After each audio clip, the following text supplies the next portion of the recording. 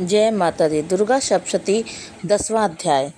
ऋषि बोले, हे राजन, आपने प्राण प्रिय भाई निशुंभ को मारा गया तथा सारी सेना का संहार हुआ देख शुंभ ने क्रोधित होकर देवी से कहा, हे दुष्ट दुर्गे, तू अपने बल का झूठ मूठ अभिमान ना दिखा। तू अन्य स्त्रियों के बल का सहारा लेकर लड़ती है तथा माननी बनी हुई है।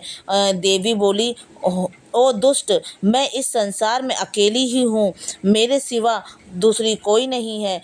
दूसरा कौन है? देख, सब मेरी ही विभूतियाँ हैं, अतः मुझ में ही प्रवेश कर रही हैं। जब मैं अकेली ही युद्ध में खड़ी हूँ तो तुम भी स्थिर हो जाओ। ऋषि बोले, तब सभी देवता तथा दैत्यों के देखते देखते देवी और शुंभ में घोर युद्ध छिड़ गया। तीखे बाणों की वर्षा तथा भयंकर अस्त्र शस्त्रों से उन दानों का युद्ध सभी लोगों के लिए भयंकर प्रतीत होने लगा। अंबिका जितने भी दिव्य अस्त्र छोड़ती जाती, दैत्य उन्हें निवारक अस्त्रों द्वारा तोड़ता जाता। इसी प्रकार परमेश्वरी अंबिका भी खेल में ओंकार आदि शब्दों दैत्य के छोड़े हुए दिव्य अस्त्रों को तोड़ती गई। तदंतर असुर ने सैकड़ों बाणों से देवी को आच्छादित कर दिया। तब देवी ने भी कुपित होकर बाणों द्वारा उसका धनुष काट डाला। धनुष के टूट जाने पर दैत्य ने हाथ में शक्ति उठाई। वहाँ अभी उसके हाथ में ही थी कि देवी ने चक्र द्वारा वह शक्ति भी तुरंत काट डाली।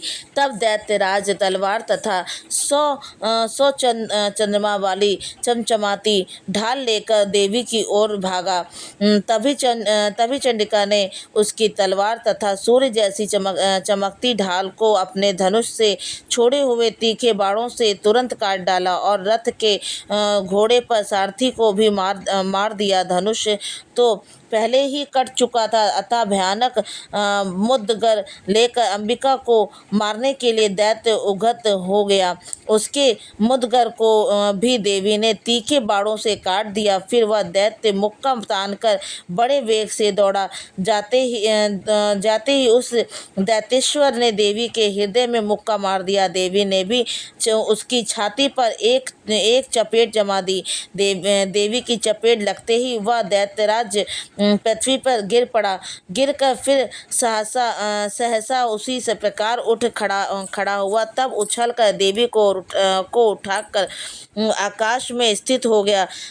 वहाँ निराधार होकर चंडिका देवी उसके साथ युद्ध करने लगी। आकाश में उस समय दैत्य तथा चंडिका का आपस में घोर युद्ध हो रहा था। वह युद्ध मुनियों के लिए भी विस्मय कारक था। तब अंबिका ने उसके साथ देर तक युद्ध करते करते दैत्य को उठाकर पृथ्वी पर पटक दिया। देवी द्वारा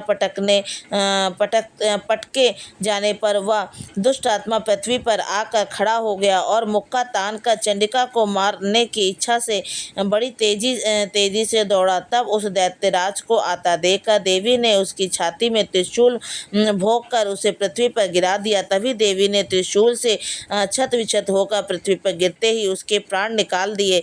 उस दुष्ट का गिरना ही समुद्र, द्वीप तथा पर्वतों को हिला देने वाला था। उस दुरात्मा के मरते ही सारा जगत पूर्ण स्वस्थ एवं प्रसन्न हो गया। आकाश भी निर्मल दिखाई देने लगा। पहले जो उपद्रवी मेघ उठ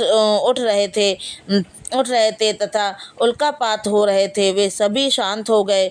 दैत्य के मारे जाने पर नदियाँ अपने अपने मार्ग पर बहने लगी। उसकी मृत्यु होते ही सभी देवताओं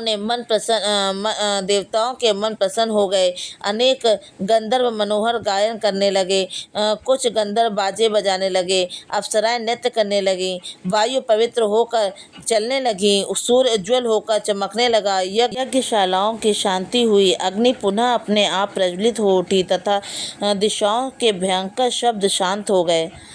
10वां अध्याय समाप्त। जय माता दी।